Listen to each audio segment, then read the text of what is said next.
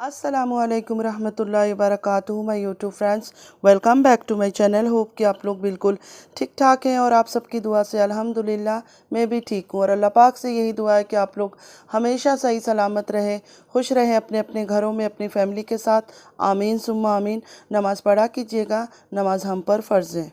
अगर आप लोगों को मेरी वीडियो अच्छी लगती है तो लाइक, सब्सक्राइब और शेयर ज़रूर कीजिएगा। और चैनल पे जो भी न्यू आ रहा है आपसे भी रिक्वेस्ट है कि प्लीज़ लाइक, सब्सक्राइब और शेयर कीजिए। बेल आइकन को हिट करना मत भूलिएगा कि जब भी मैं कोई वीडियो अपलोड करूं आप लोगों को नोटिफिकेशन मिलती रहे। और पूरा वीडियो वॉच कीजिएगा। सबसे पहले तो उन लोगों के लिए मैसेज है जो मेरे नमाज के ऊपर सवालात उठा रहे हैं, अल्लाह पाक उनसे जवाब ले, इस दुनिया में भी और आखिरत में भी।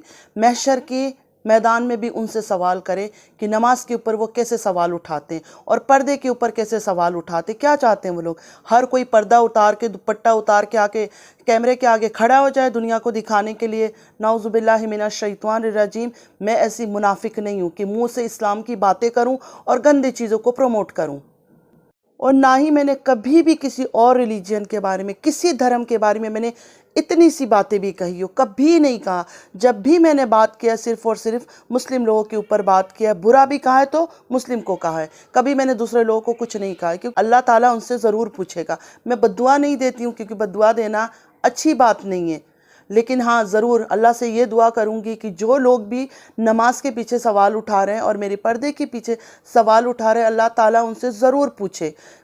मुनाफिक वो होता है ना जो मुंह पे इस्लाम की बातें करता है और अंदर से वो दोगला होता है। इस्लाम का उसको कोई परवाह नहीं होती, शरीयत का उसको कोई परवाह नहीं होता है, जो अल्लाह का हुक्म है उसका कोई परवाह नहीं होता है उसको।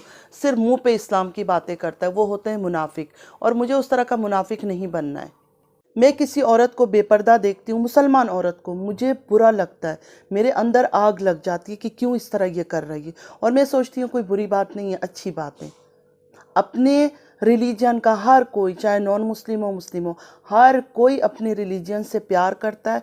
नैना पर मैं बात क्यों करती हूँ? सिर्फ और सिर्फ उसकी बेपर्दा हरकतों की वजह से। कुछ लोग आकर कहते हैं उसकी मर्जी है, उसकी मर्जी, आप लोग एंजॉय करो ना उसका शो। मुझे नहीं पसंद आता है, मेरे नज़र में आएगी मैं बात करूँगी। रुबीना जी पर बात हो रही थी, मैंने वन वे रुबीना जी को सपोर्ट किया, उनके बेटों के ख़िलाफ़ बोला। नैना पर कभी बॉडी शेमिंग होती थी, नैना को मैंने सपोर्ट किया। लेकिन अभी जो बेहया हरकत कर रही है उस पर मैं बात करती हूँ। मैं बिल्कुल बात करूँगी, किसी को अच्छा लगे किसी को नहीं लगे। अगर यही नैना तारा के साथ होती तो मुझे लगता है सलमा सपोर्टर उसको बोलते कि दुपट्टा क्यों नहीं ले रही हो, दुपट्टा सीना छुपाने के लिए होता है। लेकिन इस टाइम वो सलमा के साथ है तो उसके लिए कोई बुराई नहीं, उसके लिए माफ़ है। लेकिन मेरी नज़र में माफ़ नहीं है, मेरी नज़र में माफ़ नहीं है। मैं इस्लाम को अपनी पसंद के हिसाब से नहीं बदल सकती हूँ। इस्लाम में औरतों पर पर्दा हुक्म है, सीना छुपाने का हुक्म है तो है, चाहे वो नैना हो, चाहे सितारा हो, चाहे कोई भी हो, चाहे वो मैं ही क्यों ना हूँ, मुझे भी हुक्म है। सारी दुनिया की औरतों को, मुसलमान औरतों को हुक्म है कि अपना सीना को छुपाओ, सर को छुपाओ। ठीक है, तो कुछ अलग ही खेल चल रहा है। मुझे जो पसंद है मैं उसको बोलूँगी तू तो दुपट्टा उतार के आ जा, कोई बात नहीं। जो मुझे पसंद नहीं है उसकी छोटी छोटी बातों को मैं पकड़ूंगी। सारा ने एक कपड़ा पहना था, बैकलेस था, वो शादी का पता नहीं क्या ढोंग रचा रही थी, ड्रामेबाजी कर रही थी। जब साजिद दुबई में था, थंबनेल डाला कि ऐसे कपड़ा पहना है। तो नैना के टाइम पे क्यों नहीं डाला? नैना ने भी तो मॉडलिंग करने के टाइम पूरा शोल्डर से अपनी कमीज गिरा रही थी, आगे से खोल रही थी पूरा। उस वक्त तो किसी ने थंबनेल नहीं लगाया सिवाय मेरा। आखिर क्यों, किस वजह से? मतलब आप लोग अपने तरीके से दीन को चला रहे हो, अपने तरीके से, अपने हिसाब से। मतलब जो मुझे अच्छा लगेगा मैं उसको कुछ नहीं बोलूँगी, जिसकी मैं सपोर्ट करूँगी भले वो दुपट्टा उतार के आ जाए, पूरा अपना डीप गला दिखा दे, हम उस पर कुछ नहीं बोलेंगे। लेकिन दूसरी जिसको हम पसंद नहीं करते वो कुछ भी करे, बोलेंगे नहीं, मैं ऐसा नहीं कर सकती हूँ, मैं ऐसा मुनाफिक वाली हरकतें नहीं कर सकती हूँ। अगर मैं सलाम का बोलती हूँ, दीन के बारे में बात करती हूँ, दीन के बारे में मेरे दिल में प्यार मोहब्बत है ना, तो मेरे लिए सबके लिए बराबर है। नैना कुछ गलत करेगी उस पर मैं बोलूँगी, सितारा कुछ गलत करेगी उस पर बोलूँगी, मेरे घर की बेटी कोई गलत करेगी मैं उस पर बोलूँगी, मेरी अपनी बहन कुछ गलत करेगी मैं उस पर भी बोलूँगी। मैं मुनाफिक या हिपोक्रेट नहीं बन सकती हूँ दीन के मामले में। मेरे लिए दीन, शरीयत, हुक्म अल्लाह का सबके लिए बराबर है, हर औरत के लिए बराबर है। चाहे वो यूट्यूब में कोई औरत मुसलमान को मैं देखूँ, चाहे मैं अपनी घर की औरतों को देखूं, लड़कियों को देखूं, सबके लिए बराबर है। क्योंकि कुरान हदीस में अल्लाह ताला ने हमें अलग अलग करके हुक्म नहीं दिया कि औरत पर्दा करेगी, वो बच्ची है तो वो नहीं पर्दा करेगी, तुम बूढ़ी हो तो तुम पर्दा करोगी, तुम जवान हो तो तुम पर्दा, ऐसा कुछ नहीं है। हर औरत मैच्योर होने के बाद, बालिग होने के बाद पर्दे का उस पर हुक्म है।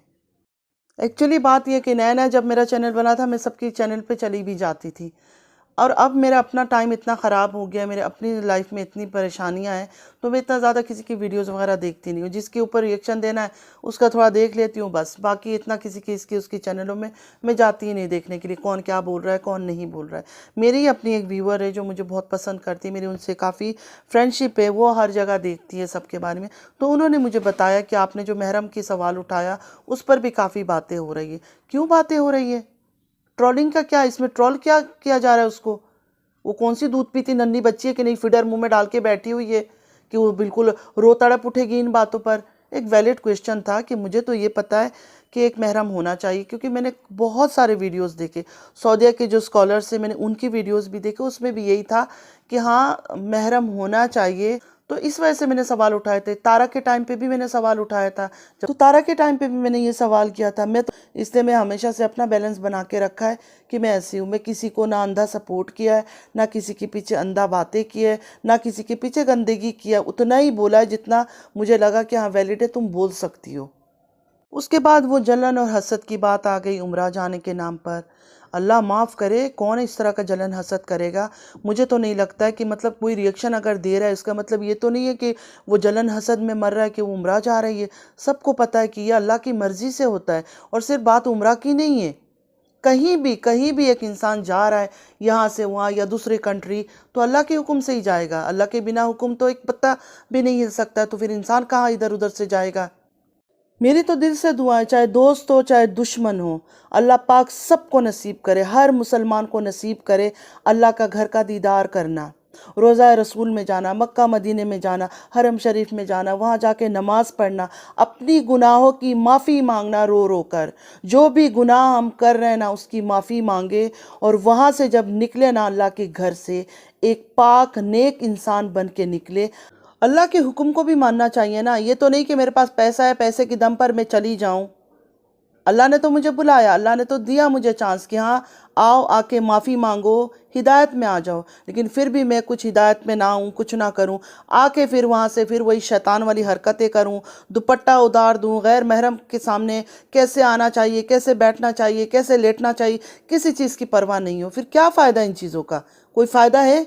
मुझे बताए तो सही। ये तो और भी ज़्यादा गुनाह है कि अल्लाह के घर जाने के बाद आकर भी तुम वही के वही हो।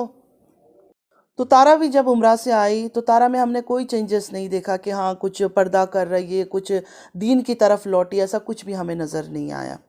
लेकिन जब तारा उम्रा गई नहीं थी, उससे पहले जो तारा के बारे में बातें की जाती थी ना, कि तारा में अल्लाह ने ऐसा कुछ देख लिया, तारा को इसलिए बुला लिया, मतलब वही चीज़ें रिमाइंड करा रही हूँ कि इसलिए बुलाया गया, इसने खैर तारा की नसीब में हिदायत नहीं थी तो वो ऐसे ही लौट कर आ गई है। अब दूसरी जा रही है तो देखते हैं अल्लाह पाक उसको तो हिदायत दे दे, क्योंकि ख़ानदान तो एक ही है और पैसे कमाने का जोश व जज्बा भी इनके अंदर एक ही तरह का है, जो कि हमें नज़र आता है। कोई फ़र्क नहीं है दोनों में, दोनों ही ऐसे ही दुपट्टा उतारना दोनों का ही शौक़ है। हाँ, एक थोड़ा सा हल्का पुल्का कभी इधर उधर करती है जानबूझ के, और एक तो पूरा का पूरा उतार के ही खड़ी होती है आजकल ओपनली। दूसरी बात, नैना के बारे में ये सुन के बड़ा खुशी हुआ कि नैना बहुत ज़्यादा छोटी थी। अब तारा ने तो बताया था तारा 13 इयर्स की थी, लेकिन नैना पता नहीं कितने साल की होगी, अब बहुत छोटी में 10-11 शायद ऐसे ही कुछ एज था। तो नैना का पहला शादी का रिश्ता जब आया था, नैना ने ये सुनकर एकदम से फटाफट हाँ कर दिया था, क्योंकि वो लड़का मक्का मदीना में रहता है और नैना को बहुत ख्वाहिश थी मक्का मदीना जाने की। लेकिन खैर उस वक्त उसकी किस्मत में नहीं था उस लड़के से, उसका मतलब शादी तो हो गई थी, उसके बाद कुछ टाइम बाद उनका रिश्ता टूट गया।